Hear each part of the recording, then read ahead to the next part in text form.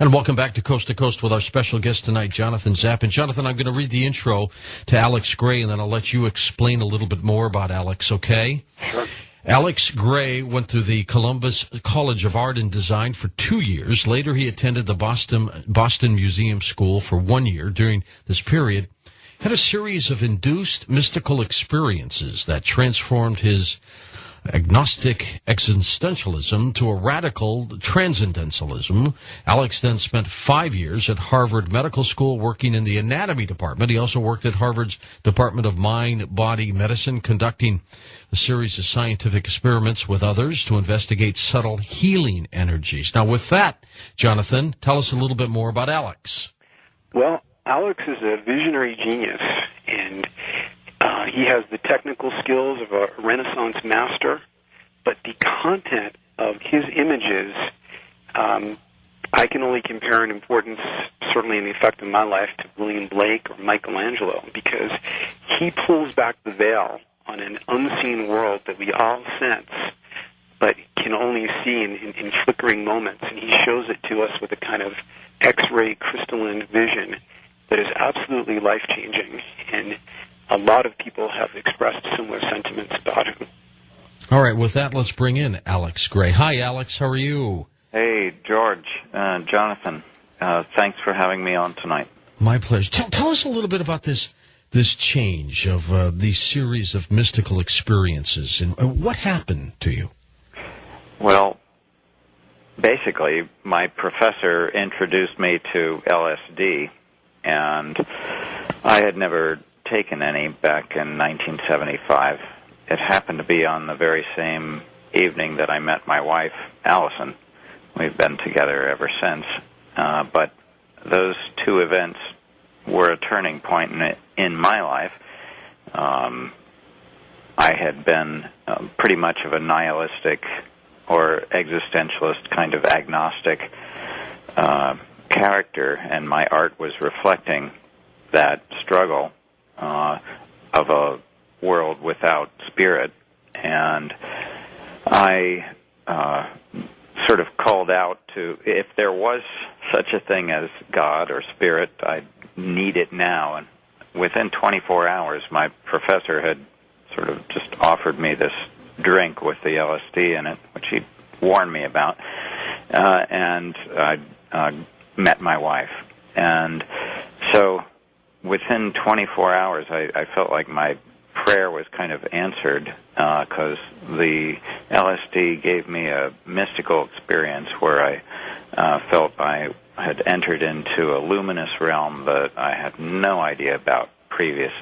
And it was a world of light that I felt was extremely spiritual. And so since that time, my wife and I would continue to take these sacramental sort of sojourns with the LSD, and at some of those times we had some remarkable visions that really changed both of our artwork and gave me a new way, a kind of transfigured way to approach the human body and the sort of atmosphere surrounding the body that clairvoyants have talked about for millennia.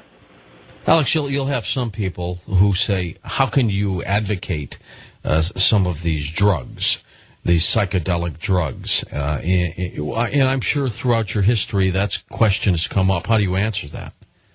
Well, I think that I'm not so much of an advocate as simply I'm telling you what happened to me. To you. And I think that for some people who are more borderline personality, it's been shown that these powerful psychedelics can catalyze a pre-existing sort of pre-psychotic kind of state.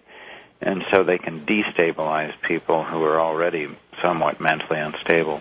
So not good and should be avoided by them. But for people with normal sort of I don't know what a normal mind is. I was going to say, what is normal anymore, Alex? But who are fairly stable individuals, these substances have had a long history with human culture, and there's still many indigenous and shamanic sort of religious uses of these kinds of sacraments, the psychedelics, and I think that they've been a demonized kind of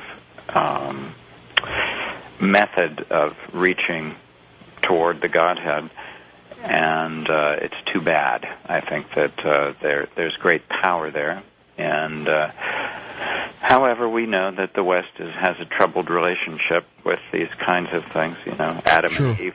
Adam and Eve is basically the story of a drug bust, I guess. Well, we know shamans have used ayahuasca. They've used the LSD. They've used all kinds of other drugs in order to travel, let their minds travel throughout the universe, basically doing things that they couldn't do in a normal state. What did it do for you? I mean, what were you able to do to accomplish?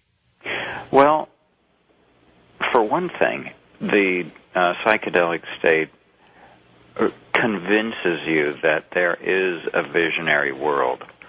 If you hadn't,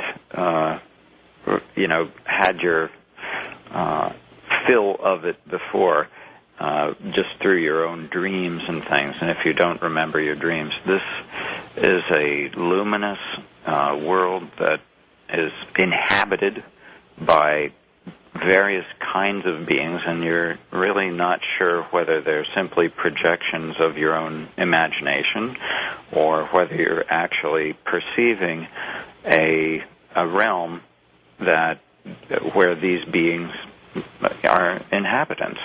And that's this sort of problem. Are the angels out there, or are they in there? And they're kind of both.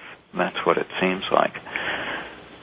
Jonathan, why do we need the release of the drugs to alter the mind? Why can't it be done without it? Oh, it can be done without it. Oh, absolutely. And the spiritual practices that the yogis and shamans have done, just drumming can get you there. And certainly the meditation practices of the Tibetan Buddhists, they have relationships with beings that are outside of sort of the material world. They're in this luminous visionary realm, and we do spiritual practice to get in contact with them. It's what mantras are all about. What have you found in this other realm, Alex, that is out there? You are right. In some cases, it has been surrounded with a shroud of being demonic and evil. Yet I think evil obviously exists, not only on this planet in human beings, but I'm sure it exists in the other realm as well. Did you ever come across that? Did you ever have to travel through that? Absolutely. It's you're most likely any kind of psychedelic traveler, a psychonaut, will have experienced both heaven and hell. And so your own greatest fears are projected there on your screen for you to confront as well.